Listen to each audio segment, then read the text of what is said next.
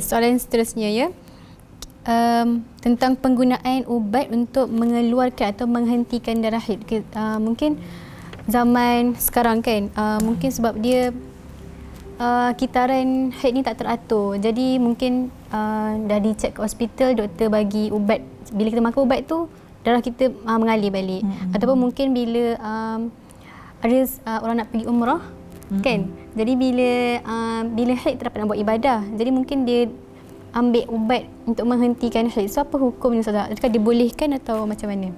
Baik, kita rujuk pada pandangan para ulama yang boleh kita simpulkan di sana ada beberapa syarat yang mengharuskan nak menggunakan sesuatu ubatan ya. Kadang-kadang biasa kita kata macam ubat-ubat yang berkait dengan hormon ya, yang boleh maknanya adjust hormon tu, di mana ada syarat-syarat ketika mana kita nak ambil ubat-ubatan ya, pil yang menghalang datangnya haid. Ini menghalang datang ya, bukan yang nak suruh datang. Tengok dulu yang menghalang datang.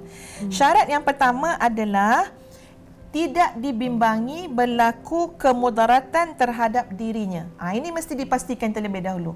Ya, maknanya bila dia ambil pil tersebut untuk halang datangnya haid, ya, kerana mungkin dia ada sebab-sebab tertentu kan ya. Tapi yang paling penting, apa yang dia buat itu tidak dibimbangi dari sudut mendatangkan kemudaratan. Kalau ada bimbang saja, maka tak boleh. Belum mudarat lagi, baru bimbang ni. Tapi bimbang tu pun tak boleh. Dan bimbang ni bukanlah bimbang-bimbang yang datang semata-mata kita rasa bimbang, tetapi ia adalah hasil daripada kita pun rujuklah juga kepada pakar-pakarnya ya, kepada biasanya doktor lah kan, kepada doktor ya. Mungkin doktor bagi pandangan kepada kita, macam akak tak sesuai kak nak ambil ubat hormon ni ya. Saya rasa tak berjaya kot nak halang juga. Kalau tengok macam ni, akak pun baru nak makan, patutnya makanlah sebulan 2 bulan lebih awal ya. Contoh nak pergi umrah 5 hari baru nak makan ya. Kadang-kadang dia punya dia punya keberkesanan pun tak ada. Jadi dalam keadaan yang demikian, dibimbangi hanya mendatangkan kemudaratan, maka hukum kata tidak diharuskan kalau ada kebimbangan. Dan yang kedua, ya, ni ingat balik semula sahabat-sahabat, anak-anak semua, ini adalah yang mengharuskan untuk menghalang datang. Maknanya tak datang bulan tu, kita makan ubat. Yang kedua, syarat dia dilakukan dengan izin suami, bagi yang ada suami. Ya. Kalau tak ada suami, nak minta izin siapa? Mak ayah lah kot. Tak ada. Itu Kak Lang pada pandai je belajar tu. Main kod-kod tak boleh dalam fake ni. Kena pergi dengar, kena pergi belajar. Ya, kena belajar. Tadi Kak Lang kata kalau suami tak ada, minta izin mak ayah lah kot, dia kata. Tak ya. Yang penting kalau ada suami, minta izin suami. Sebab ia mempunyai hubung kait dengan hak suami. Ya. Kenapa pula hubung kait dengan hak suami kan ya, dalam keadaan kita tak datang-datang haid ni. Seperti tengok perbincangan ulama, seperti perempuan yang sedang beriddah akibat diceraikan oleh suaminya, di mana dalam tempoh itu suaminya masih wajib memberikan nafkah sepanjang tempoh iddahnya.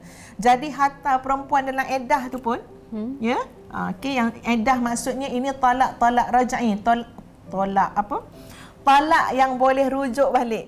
Ya, talak yang boleh rujuk balik, dia kena minta izin dengan suami. Kenapa? Dikhawatiri macam ni. Kenapa dia makan ubat nak lewat-lewatkan period haid tu? Sebab dia bertujuan nak memanjangkan tempoh iddahnya sehingga menyebabkan suaminya terpaksa mengeluarkan nafkah yang lebih untuk dia. Ya, jadi bila tempoh iddah tu panjang, kena bagi nafkah lah. Ya, kalau ikut biasa tak macam tu, tapi kerana sokongan ubat tadi, biar dia kata, biar orang bagi nafkah lama kan, tak datang haid dia. Jadi yang itu kena minta izin. Tapi kalau suami tu bagi ya dan dia bersedia, tak ada masalah lah ya, dilakukan izin suami. Itu dari segi nak menghalang datang haid. Dari segi nak menyuruh ataupun nak menggesa haid tu datang, ya, biasanya tak datang lagi time tu, tapi kita nak gesa dia supaya datang, maka di sana ada 2 syarat. Apa syarat dia Kak Lang? Yang pertama, janganlah dengan cara itu akan menyebabkan ia menggugurkan kewajipan seperti menggunakannya di saat hampirnya Ramadan dengan tujuan tidak berpuasa atau dengan tujuan menggugurkan kewajipan solat dan seumpamanya. Sengaja makan ubat supaya datang haid. Bila? Bulan Ramadan. Bulan Ramadan, ya. Kalau boleh biar lama sikitlah, biar keluar 15 hari kan dia makan ubat. Ini tak boleh. Ya, ataupun saja nak pilih biar 15 hari datang period lah, biar 15 hari je ya solat dalam sebulan, ini tak boleh. Sengaja nak menghalangi ibadah, ini tidak dibenarkan. Dan yang kedua, hendaklah dilakukan dengan keizinan suami kerana dengan kedatangan haid akan menghalang suaminya melakukan persetubuhan. Oleh itu adalah tidak harus menggunakan sesuatu yang menyebabkan terhalang hak suaminya kecuali jika suaminya memberikan keizinan. Jangan pula ya, sebab kadang-kadang yalah macam-macam lah ya. Tak sengaja tak nak bersama dengan suami, biar lama-lama sikit datang haid kan, biar panjang-panjang lagi haid, biar datang haid dan sebagainya kan. Jadi ini kena minta izin suami, sebab itu akan melibatkan hak suami ya untuk menggauli isterinya. Dan tidak gugur juga syarat bahawa seseorang yang mengambil ubat, bantuan hormon ya untuk mendatangkan period tu juga kena rujuk juga kepada pakar, kepada doktor untuk melihat dari sisi ya dibimbangi kemudaratan. Jadi dalam Islam apa saja yang mendatangkan kemudaratan tu ya adalah sesuatu yang tidak diharuskan.